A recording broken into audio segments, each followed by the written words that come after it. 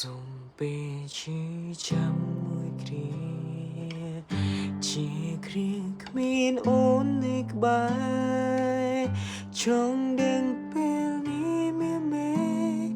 តើអូនមានក្តីសុខដែរឬយ៉ាងណាត្រឹមគឺស្នាមញញឹមលើទឹកចិនក៏អត់សិតឲ្យអូនសុំទៀមទី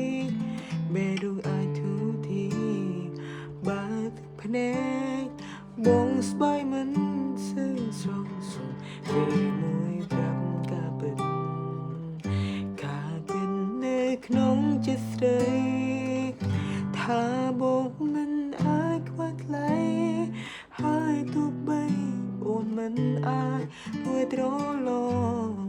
មានតែបន្តទ្រាំខំទ្រាំមិនស្ដាយក្រោយនឹងចាំមើលភ្លើអូនយ៉ាងណាសុខចិត្តក្រំទ្រូតទូរងគ្រោះ